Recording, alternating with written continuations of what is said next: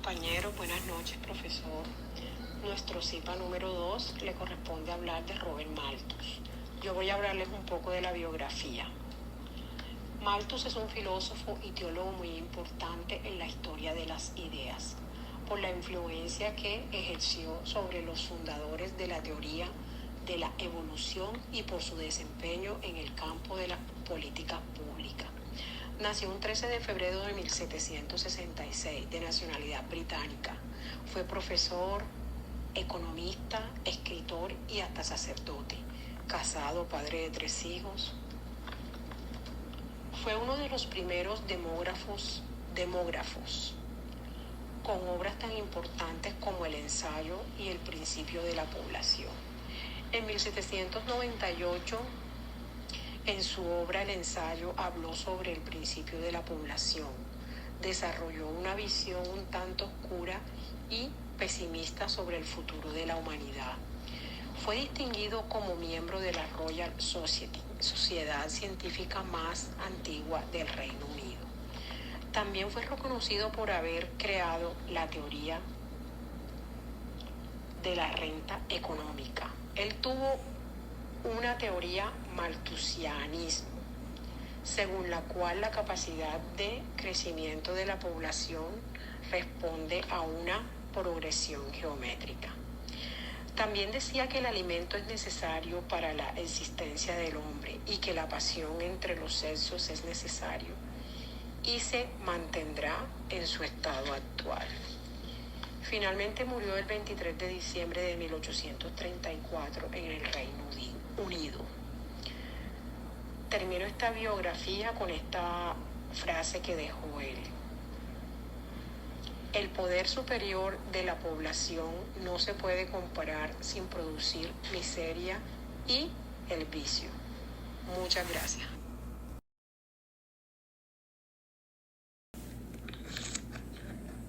La ley Spin-Hanlan revocó a la ley anterior que prevía un ingreso mínimo para los pobres, sin importar sus ganancias. La ley vinculaba al ingreso familiar. Esto desató 2 grandes debates hacia las clases más pobres, y las clases acaudaladas británicas negaban cualquier responsabilidad con la pobreza. La segunda controversia fue acerca de la llamada ley del maíz. Esa ley imponía aranceles y fijaba un precio mínimo para el grano importado a Inglaterra. Los terratenientes se beneficiaban con el precio alto de los aranceles. Esto generaba que los burgueses y la burguesía comercial se veían afectados con los precios altos. Esto significa salarios altos.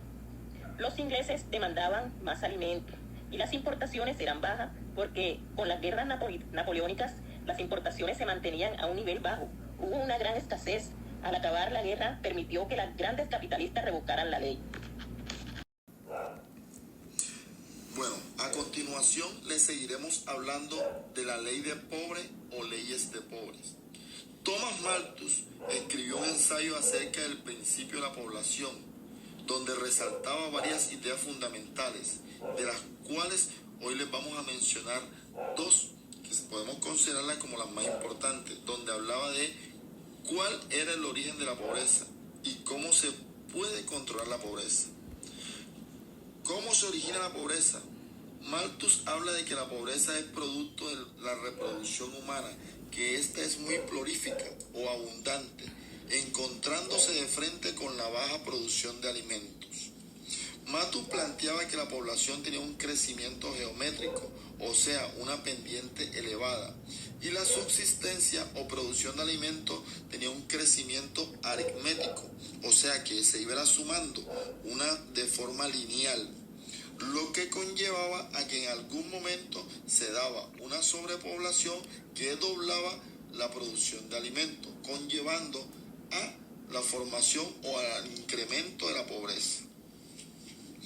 El segundo aspecto, Malthus planteaba la implementación de unos controles o frenos a la población. Estos frenos los clasificó de 2 tipos, unos controles preventivos y unos controles positivos.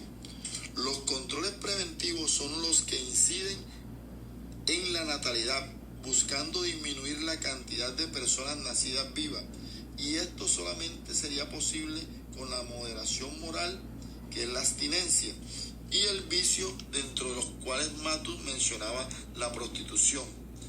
¿Qué pasaba? Que en ese tiempo las prostitutas no quedaban embarazadas. Entonces Mathews decía de que los hombres podían saciar sus necesidades sin necesidad de que hubiera embarazo, controlando así de alguna forma el crecimiento de la población.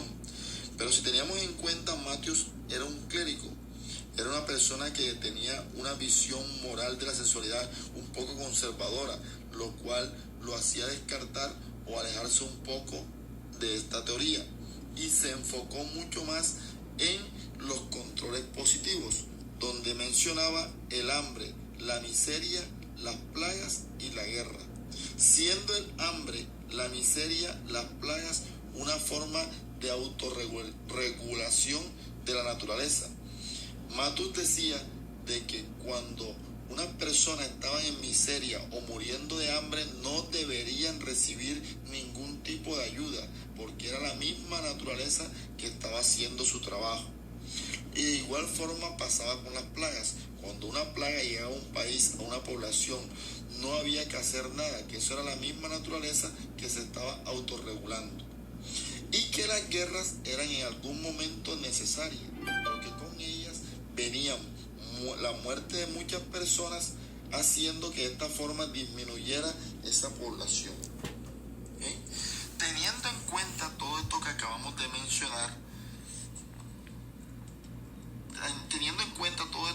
mencionar, Mathews habla de un principio de la población, donde dice que los subsidios a la clase trabajadora no sirven para sacarlos de la miseria, solamente servirían para incrementar el crecimiento de la población.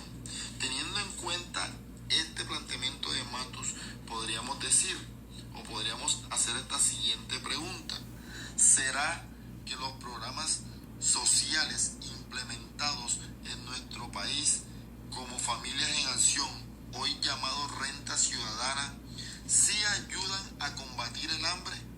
¿Sí será que nos ayudan a controlar la sobrepoblación, o será todo lo contrario? Abrimos debate. Muchísimas gracias.